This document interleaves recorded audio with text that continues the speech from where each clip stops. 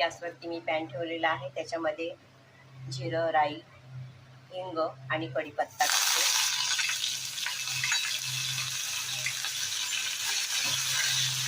त्यातच आलं लसूणची पेस्ट टाकते.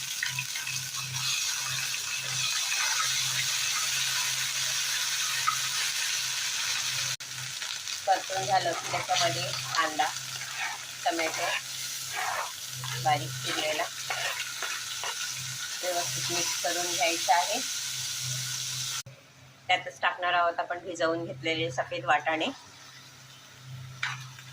मिक्स करून घ्यायचं आहे आणि 10 ते 15 मिनिटं मध्यम आचेवरती शिजवून घ्यायचं आहे. त्याच्यामध्ये मी टाकलेलं आहे हळद, धना पावडर, गरम मसाला, आपला मिक्स मसाला आणि पावभाजी मसाला.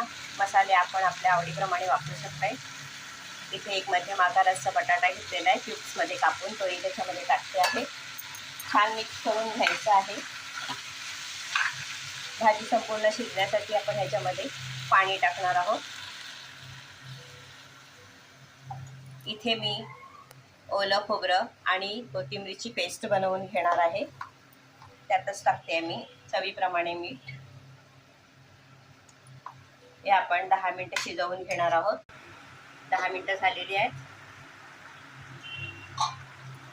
आता आपण ह्याच्यामध्ये पेस्ट टाकून घेणार आहोत, जी ओलं नारळ आणि कोथिंबीरची पेस्ट. तुम्ही तुमच्या आवडीप्रमाणे मसाले आणि पेस्ट वापरू शकते. आता छान मिक्स करून घेतलेलं आहे.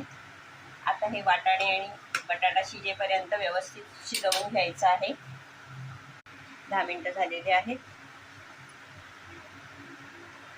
त्याच्यामध्ये आपण कोथिंबीर टाकून घेणार आहोत. सफेद वाटाण्याची रस्सा भाजी किंवा उसळ बनवून तयार आहे. तुम्ही भाताबरोबर, पुरी चपाती बरोबर किंवा पावाबरोबर खाऊ शकता. अनेक रेसिपी पाहण्यासाठी चॅनलला सबस्क्राईब करा. व्हिडिओ आवडल्यास व्हिडिओ खाली लाईक करा. फ्रेंड्स फॅमिली बरोबर शेअर करा. कमेंट करायला विसरू नका. धन्यवाद.